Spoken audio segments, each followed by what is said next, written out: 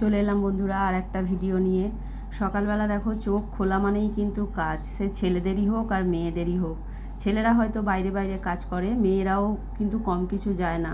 ছেলেরা ভাবে যে সংসারে সেরকম আমরা যে থাকি কি করি, কিন্তু দেখতে গেলে ছেলেদের থেকে আমরাই কিন্তু বেশি কাজ করি, যেই কাজের কোনো দামই হয় না। তারপরে দেখো চা করে নিয়েছিলাম।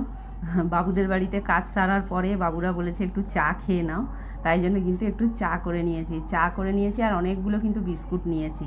এটা নিয়েই কিন্তু খেয়ে নিয়েছিলাম। আজকে আর সেরকম কোনো টিফিন করিনি। তারপরেই দেখো রান্নাবান্নার জোগাড় করে নিয়েছি, কিছু রান্না হয়েও গেছে আর কিছু হচ্ছে। কেন, জোগাড়টা করে নিলে কিন্তু তাড়াতাড়ি হয়। ভাতও বসিয়ে দিয়েছি, কারণ তাড়াতাড়ি রান্নাটা না সারলে ঠাকুর ঘরে যেতে পারবো না। যেদিন যেমন, কোনো দিন রান্না সেরে ঠাকুর ঘরে যাই, কোনো দিন আবার ঠাকুর ঘর থেকে এসে রান্না সারি। আজকে রান্নাটা সেরেই ঠাকুর ঘরে গেছিলাম, কারণ একটু তাড়াতাড়ি বেরোবে ছেলে, তাই জন্যে। তারপরে রান্নাবান্না সেরে নিয়ে ছেলেকে দেখো আগে খেতে দিয়ে দিচ্ছি। আর রান্নাবান্না যা করেছিলাম তোমরা তো আমার শর্ট ভিডিওতে দেখেইছো। আর এখানে তোমরা দেখতে পাচ্ছ যে কুমড়ো ভাজা, আর বেগুন ভাজা, আলু পোস্ত এই সবই করেছি, আর ডাল করেছি, আজকে চাটনিও করেছিলাম একটু। তারপরে ছেলেকে খেতে দিয়ে চলে গেছিলাম পুজো করতে। মঙ্গলবার একটু পুজো করতে দেরিই হয়, কারণ হনুমান চালিসা পড়া থাকে, তারপরে আরও অন্যান্য কাজ থাকে। আর ঠাকুরঘর মানেই আমার কিন্তু অনেকটা সময় লাগে, তোমরা সেটা সবাই জানো। যাই হোক, আমার ভিডিওগুলো যদি তোমাদের ভালো লেগে থাকে অবশ্যই লাইক, শেয়ার, কমেন্ট করো। তারপরে দেখো সবাই খেয়ে চলে গেছে, লাস্টে কিন্তু আমি খেতে বসেছি। আর থালা নিইনি, কাঁশির মধ্যেই কিন্তু খাবার নিয়ে নিয়েছি, কারণ ওই কাঁশিটার মধ্যেই ভাজা রাখা ছিল, তাই ওটাই করেই খেয়ে নিলাম।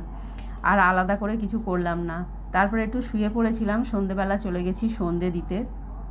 এইখানে দেখো ধুনোটা বের করেছি, ধুনোটা গুঁড়োনো হচ্ছে না, ওই জন্য কিন্তু ধুনোটা বের করে নিয়েছি, যাতে গুঁড়িয়ে রাখলে একটু সুবিধে হয়। ওই জন্য ছোটো হামানদিস্টাটাও বের করেছি, ওটা ঠাকুর ঘরেই থাকে, আর ওটা ধুনো গুঁড়োনোর জন্য। আর এইখানে দেখো খানিকটা ধুনো কিন্তু আমি প্যাকেটে রেখে দিলাম, ওটা পরে গুঁড়িয়ে নেব। যেটুকু কৌটোয় ঢেলেছি ওটুকুই গুঁড়িয়ে নিয়েছিলাম। তারপরে সন্ধেবেলা ওপরে এসে দেখো রাতের রান্নাটাও সেরে নিচ্ছি।